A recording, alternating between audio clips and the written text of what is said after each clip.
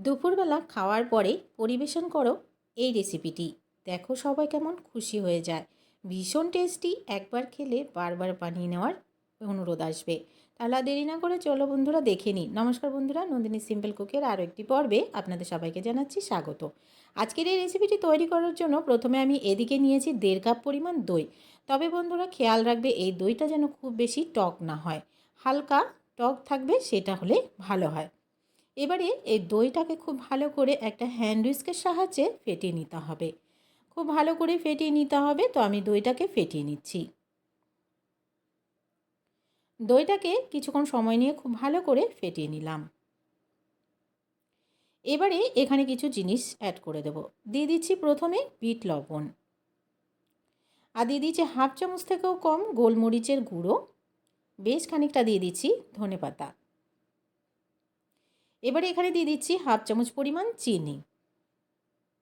এবারে এই সমস্ত কিছুকে খুব ভালো করে একটু মিশিয়ে নিচ্ছি।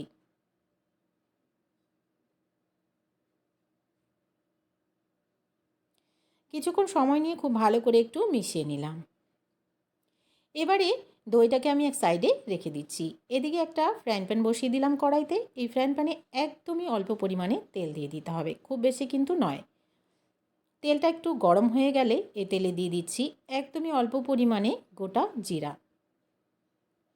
আর দিয়ে দিচ্ছি 1/2 চামচ পরিমাণ ধনে গুঁড়ো। জিরাটাকে হালকা একটু প্রথমে ভেজে নিচ্ছি। এবারে ধনে গুঁড়োটাকে দিয়ে দিচ্ছি। এবারে এই ধনে গুঁড়ো আর জিরাটাকে একটু ভেজে নিতে হবে, খুব সুন্দর একটা গন্ধ আসা পর্যন্ত। গ্যাসের ফ্লেমটাকে লোতে রেখে দুটো জিনিসকে খুব ভালো করে একটু ভেজে নিলাম।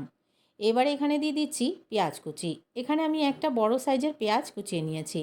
এই পেঁয়াজটাকে কিন্তু খুব বেশি ভাজা যাবে না, হালকা একটু নাড়াচাড়া করে মিশিয়ে নিতে হবে। একটু ক্রাঞ্চি ভাব রাখতে হবে পেঁয়াজের মধ্যে। পেঁয়াজটা একটু হালকা সফট হয়ে গেলে দিয়ে দিচ্ছি গ্রেট করে রাখা গাজর। এখানে অর্ধেকটা গাজর আমি গ্রেট করে নিয়েছিলাম, তো গাজরটা দিয়ে দিলাম। দিয়ে গাজরটাকেও একটু হালকা নাড়াচাড়া করে সফট করে নেব।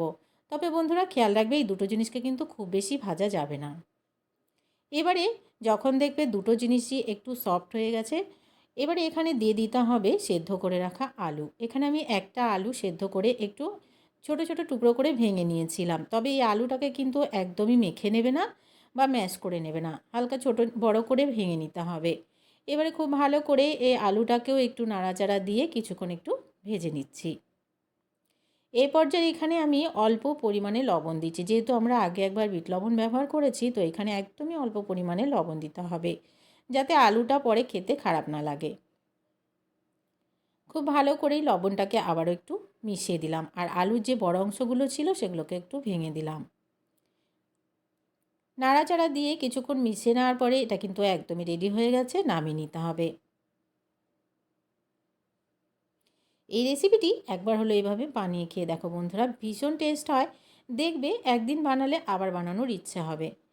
নামিয়ে একটু ঠান্ডা করে নিতে হবে। তো বন্ধুরা আমার হাতে একদমই সময় ছিল না বলে আমি এই গরম গরমই এই দইয়ের মধ্যে দিয়ে দিচ্ছি। তোমরা কিন্তু অবশ্যই ঠান্ডা করে নিয়ে তারপরে দইয়ের সাথে মেশাবে। তো এবারে খুব ভালো করে একটু দইয়ের সাথে মিশিয়ে নিতে হবে।